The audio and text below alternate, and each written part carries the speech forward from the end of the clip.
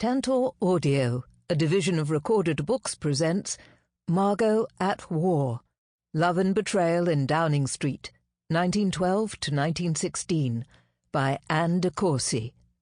Narrated by Corrie James. Introduction. Most books have at least one raison d'être.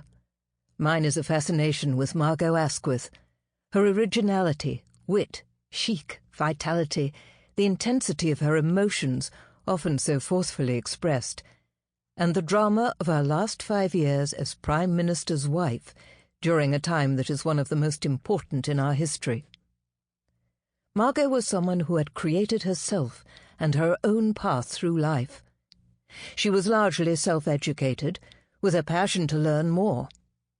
In an era when society was narrow, close-knit and aristocratic, Margot, a tradesman's granddaughter, surmounted by sheer force of personality the invisible stockade that surrounded this elite to arrive at its inner heart, dispensing en route with any of its conventions, such as chaperonage, that she considered meaningless.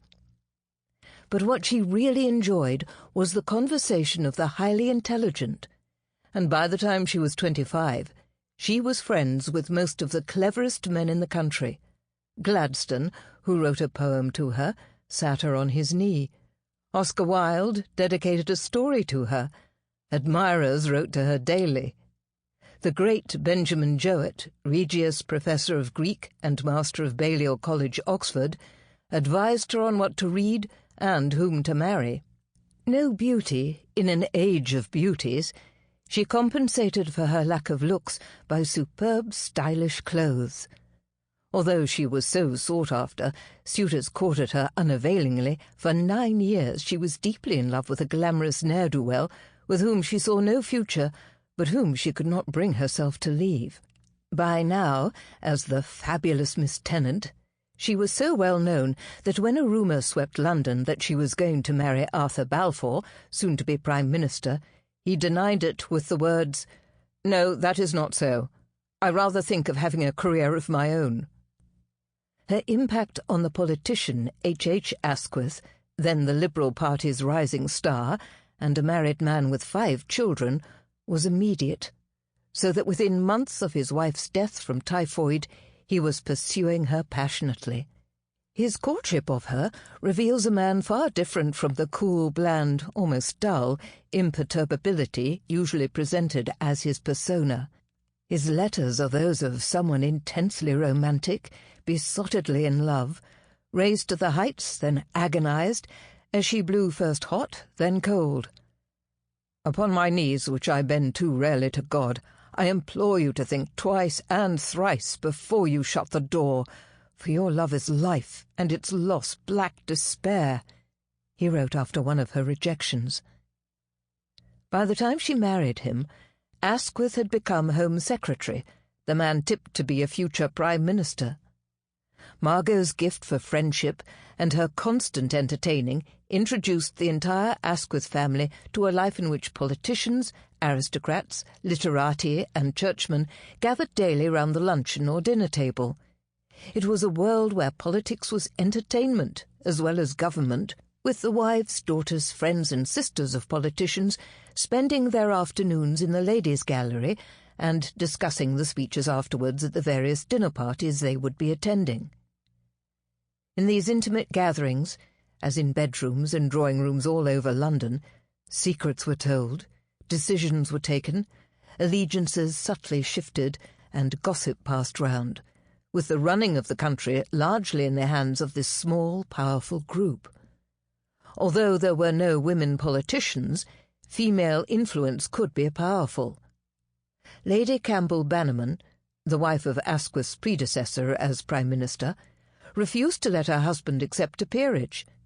Margot herself often wrote to ministers in her husband's government to congratulate, chide, or give her own views. Clementine Churchill tried to intervene on behalf of Winston when she felt he had been unfairly treated.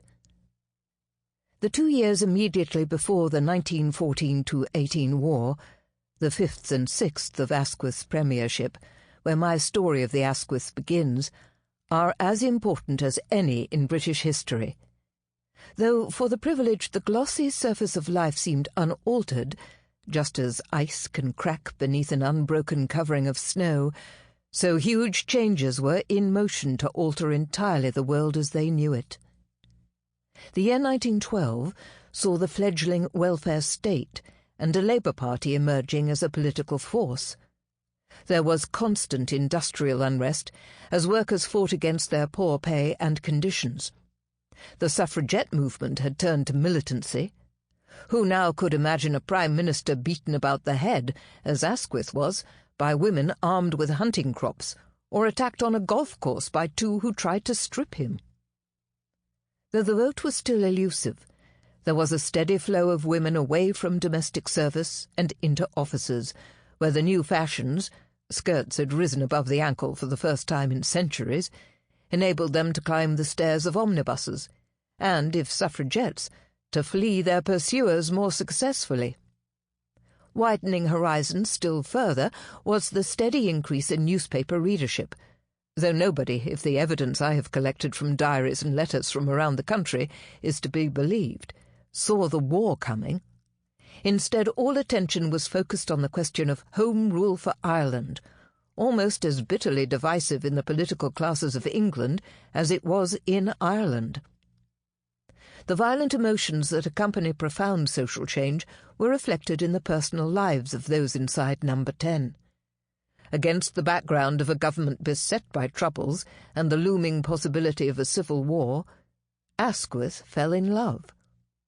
The object of what became an obsessive passion was his daughter Violet's best friend, Venetia Stanley, a young woman aged 25 to his 60. When Margot discovered her Henry's new attachment, her diary is filled with misery. To add to the torrent of emotion coursing through Downing Street, one of Asquith's private secretaries was also in love with Venetia, another with Violet, while Violet and Venetia were themselves locked in a friendship with near erotic undertones.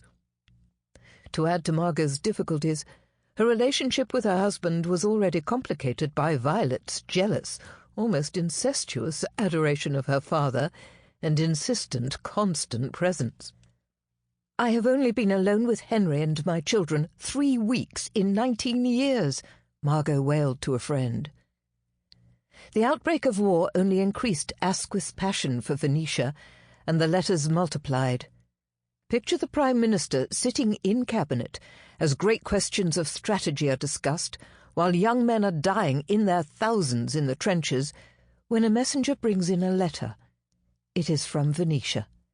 Immediately he opens it, reads it with the utmost concentration, picks up his pen, and writes several pages, quite probably containing a cabinet secret, with equal concentration, while discussion continues around him, sends for the messenger and dispatches his answer.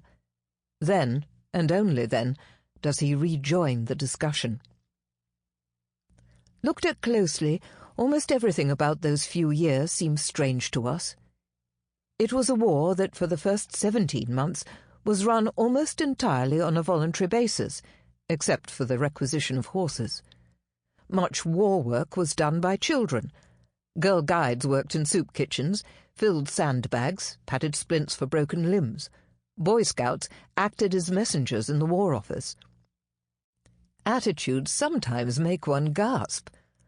What shocked onlookers at Victoria Station, when 2 young women motorcyclists were departing for the front as dispatch riders, was not the thought that they were going into danger and possible death, but the fact that they were wearing leather breeches without a covering skirt.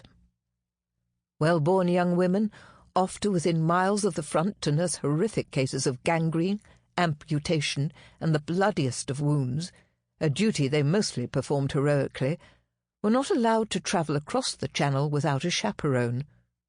When Lady Sackville thought her estate carpenters were in danger of being conscripted, she wrote to Lord Kitchener, the Secretary of State for War, to ask him to exempt them, and by implication her footman too, as parlourmaids are so middle class. Yet the old order was changing fast, although few of those who had for so long let a life gilded and supported by privilege seem to realize it. Just as mechanization was affecting warfare, so a new breed of politician was thrusting forward. Lloyd George is the prime example, conscious of the power of image, of the need to appeal directly to the ordinary men and women of the country, and of the ability of the rapidly growing press to further both those aims.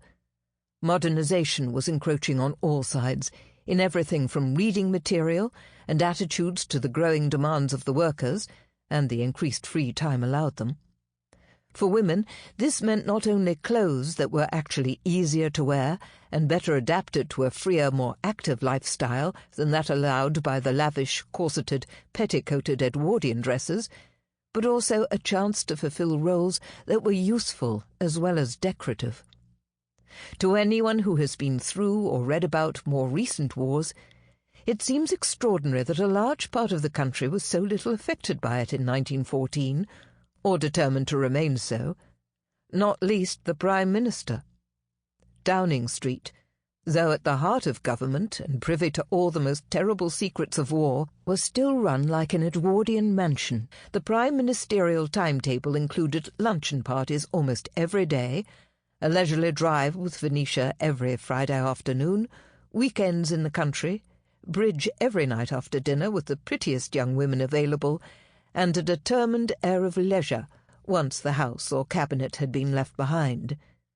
Nemesis, when it finally came, was swift. It was indeed the end of an era. Part 1. 1912. 1.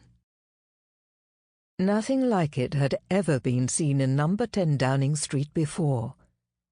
There were gasps from the smartly dressed audience, their chairs pushed back against the panelled walls, as the young woman, in a flimsy dress of diaphanous chiffon, a garland of flowers round her dark hair, her feet and legs bare, glided into the grand drawing-room. They watched, transfixed, as with graceful swaying movements of arms and torso, she began her nymph dance to Mendelssohn's Spring Song. For this was the famous Maud Allan, whose daring Salome performance topped the bill at the Palace Theatre in Shaftesbury Avenue. Her finale, carrying on a platter a wax model of St. John the Baptist's head, to which she gave a lingering and sensual kiss on the lips, was a sensation, not least for the way she was dressed. The dancer has her breasts covered with 2 closely fitting shields. These cover the nipple and part, not all, of each breast. Except for necklaces and a few ornamental-looking cords to holding the breast shields in position, the body is completely naked to a level with the points of the hips, salivated one newspaper, adding that no shoes, stockings, or drawers are worn. So daring was Maud's dancing that the Manchester authorities had banned her entire show. The young P.G. Woodhouse was moved by this to write a ditty on the subject, sung to a popular tune. "There's a girl who can dance in a way that astonishes people, they say. They see her Salome and gasp out, 'Well, blow me, that's pretty remarkable, eh?' The name of this damsel is Maud. She succeeded at home and abroad, but the hawk-eyed committee of Manchester City are not among those who applaud." That afternoon in 1908, Maud was performing her sensational dance in Downing Street at the invitation of her friend Margot Asquith, whose husband, H. Asquith, had become Prime Minister a few weeks earlier. In that era, when convention ruled and scandal attached itself like a burr to anyone stepping outside the norm, inviting a young woman, banned for obscenity in one of Britain's major cities, to dance half-naked within the residence of the Prime Minister was a daring thing for even Margot to do. But then, Margot was no ordinary Prime Minister's wife, nor, in his way, was Asquith an ordinary Prime Minister. As 1912 opened, it seemed as if the golden Edwardian summer would stretch on forever. Even a different monarch had done little more than make the court a duller and less licentious place. The sense of entitlement in the upper classes was almost palpable. For as long as most people could remember, the British Empire had been the greatest power on the globe. The South African War, so far away, had lasted a mere 2 years, and had barely impinged on the consciousness of many, let alone modified the style of living of the grandest Edwardians. It seemed that nothing ever could, alter this. But Britain was on the cusp of social and political changes that would irrevocably affect national life.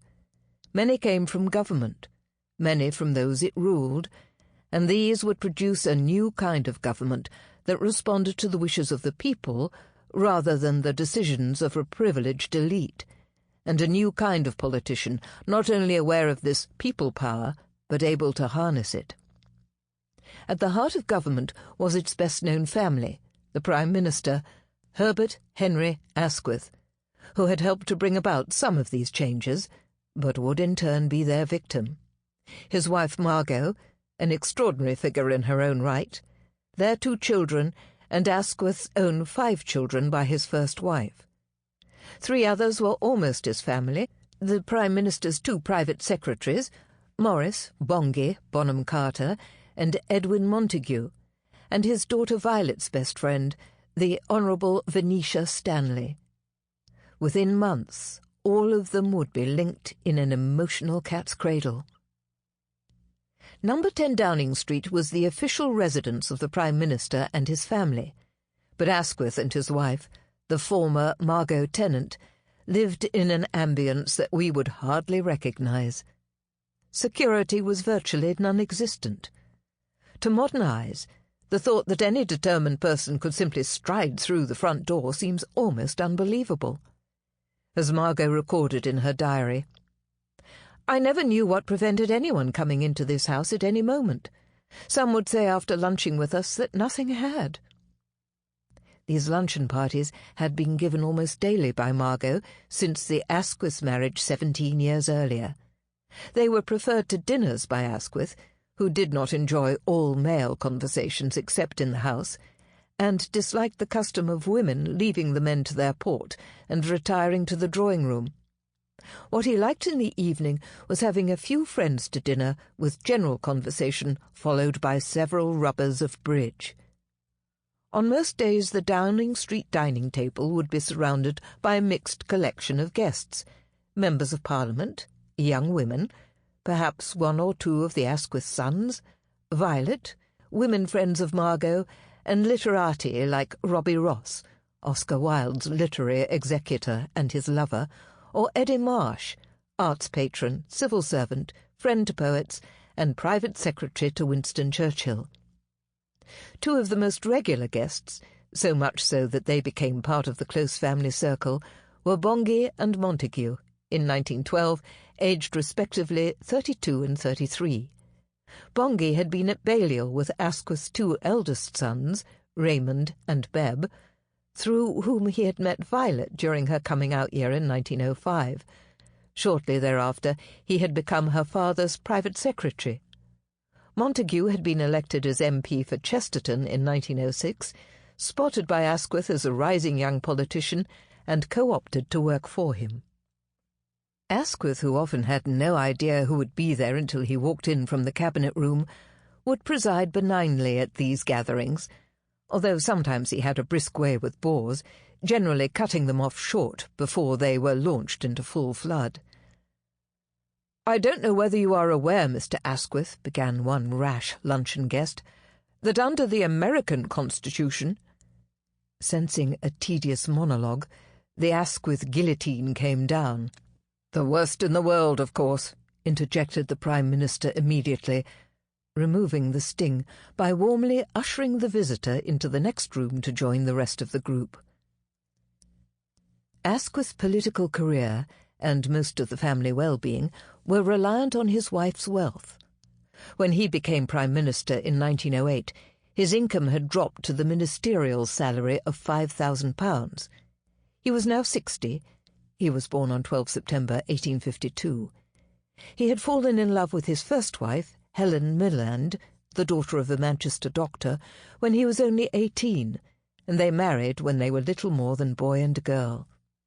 Their 5 children were Raymond, Herbert, Beb, Arthur, Ock, Violet, and Cyril, Cis, in 1912, aged respectively 34, 31, 29, 25, and 22.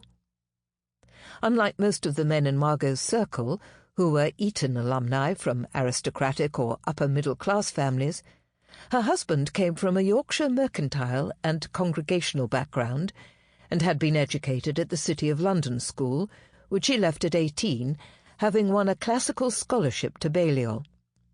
4 years later he was awarded the Craven Scholarship and became president of the Oxford Union, then as now a breeding ground for politicians. Shortly after graduating, he was elected a Fellow of Balliol and read for the bar, to which he was called in 1876. His ability to assimilate facts almost instantaneously, combine widely differing strands of reasoning into one cohesive whole, and then present this as a compelling argument, coupled with his habit of working until 3 every morning, led quickly to success at the bar, and later to his mastery of the House of Commons, which he entered in July 1886, becoming Home Secretary only 6 years later. His gift of lucidity was such that it was said that he could drive a Roman road through any subject, while the calm assurance of his manner underlined the authority that emanated from him in debate. Winston Churchill, when President of the Board of Trade, his first post as a cabinet minister in the Asquith government, described him to the diarist and Egyptologist Wilfred Scowen Blunt as a very simple-minded man, very ingenuous, but he has a wonderful talent for work and the clearest possible head for business. He will sit up playing bridge and drinking late at night, and yet in the morning he will come to his office or the house and enter into the most complicated business with his head entirely clear and work on for 6 or 7 hours. He will attend committees and give full attention to every point of discussion and draft amendments in his perfectly clear handwriting without altering a word, clause after clause, and he is far and away the best speaker in the House. He was good company. The German ambassador, Prince Lichnowsky, accurately summed up the impression he made. A jovial bon viveur, fond of the ladies, especially the young and pretty ones, he is partial to cheerful society and good cooking. Formerly a well-known barrister with a large income, and for a number of years in Parliament, then a minister under Mr. Gladstone, a pacifist like his friend Grey, and favouring an understanding with Germany, he handled all questions with the cheery, calm and assurance of an experienced man of business, whose good health and excellent nerves had been steeled by devotion to the game of golf. Sir Edward Grey, Britain's Foreign Secretary. Asquith, who, according to Wilfred Scowen Blunt, had lived during his first marriage in a small house in Hampstead with a garden behind where they kept chickens, and went in and out to his chambers daily on the top of an omnibus, had had no trouble adjusting to Margot's infinitely grander life when they married, taking to rich food and, especially, drink, rather than the simpler fare he had been used to, and relishing after-dinner bridge and the conversation of beautiful women, rather than the everydayness of family life. The Prime Minister's zest for enjoyment, noted Lichnowsky, was shared by his wife. Other than this, Margot, about to celebrate her 48th birthday, was not like her husband in any way. In an age of languid marmoreal beauties, she was slim, with an excellent figure, active and fit from days spent roaming the wild countryside round Glen, the tenant's Scottish home, and later in the hunting field. Her strong points physically were an abundance of dark brown hair, a pearly complexion, dark eyes, and unquenchable vitality, but it was her original and charismatic personality that made the overriding impression. At the age of only 19, she had been viewed by many as the most distinctive young woman in London. When she was still unknown, Lord Pembroke, placed beside her at a dinner party, and later to fall in love with her, had scribbled a note to his hostess asking, "Who is this girl with the red heels?" Socially, she cared little for conventions she found meaningless. As a young girl she had scandalized London society by ignoring the iron but unspoken law of chaperonage, even to the horror of the older generation, travelling alone by train. More than anything else, though, it was her extraordinary frankness that surprised, fascinated, appealed, and sometimes appalled. It was, as Desmond MacCarthy wrote, a dangerous, graceless, disconcerting, invigorating, merciless, shameless, lovable candour. What other young woman of 22 would have dared to say to Lord Randolph Churchill, after his sudden surprise resignation as Chancellor of the Exchequer, "I am afraid you resign more out of temper than conviction, Lord Randolph"? In an era of frozen gentility, her specialty was going too far. Together with her wit, brilliance, warmth, and penchant for entertaining, it was a quality that ran like an electric current through society. Margot was the 11th of 12 children, though 4 died young. She was inseparable from her younger sister Laura, until Laura, who married in 1885, died a year later in childbirth. She also had 3 half-sisters. After the death of her mother Emma in 1895, her father had remarried in 1898 at the age of 75, a young woman of 30, Marguerite Miles, who had caught his eye when they were both dining with Lord Burnham, owner of the Daily Telegraph. They went on to have 3 daughters. Thanks to her upbringing in this big, sociable family, she had none of the usual maidenly hesitation or reserve when talking to men. If she liked one, he would be asked to one of the large and agreeable luncheon parties at her father's London house. By the time she was 25, this frank and open approach had made her the close friend of most of the leading intellectual and social figures of the day, who wrote to her, sent her books, flowers, love letters, and poems. Oscar Wilde dedicated his short story, The Star Child, to her.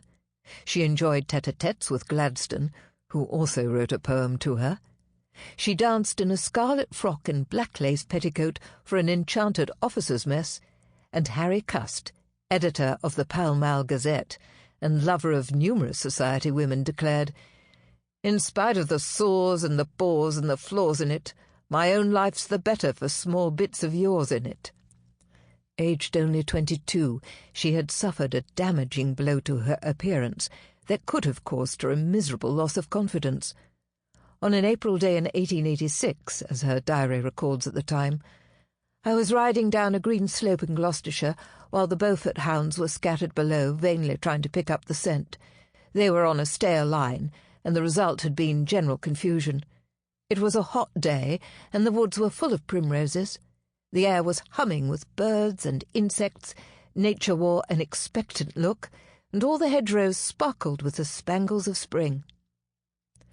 Margot rode down to a gap in a fence that divided her from the others, kicked her horse over it, and woke up in a nearby cottage with a tremendous headache. She had been concussed. A branch had caught her in the face, her nose and upper lip were badly torn, and her nose broken. The doctor who was sent for stitched her up without anaesthetic, chloroform then, as there was no time to fetch it, and her nose remained crooked. By the time she eventually gave up hunting in 1905, she had broken both collarbones, several ribs, both kneecaps, and dislocated her jaw. Without conventional beauty, she pinned her faith on style and elegance. All her life her clothes would be beautiful and expensive, with the simplicity that comes from perfect cut, emphasized by overtones of drama. They gave her pleasure and confidence. They were her armour against the all-powerful sway of the beauties, and as she once said, "Clothes are the first thing that catch the eye." It was this ethos that made her say to her 3 young half-sisters, who found her lightning mind and outspoken tongue intimidating, "Oh, darlings, you dress like parsons' daughters. Can't you be more chic?" When she married Asquith, Margot faced the formidable prospect of becoming stepmother to 5 children. 5 children for whom their dead mother had created a close family circle with herself at the centre. As her friend Benjamin Jowett, the Balliol scholar and tutor, theologian and Platonist, wrote to her, The real doubt about the affair is the family. Will you consider this and talk it over with your mother? The other day you were at a masked ball as you... Sample complete. Ready to continue?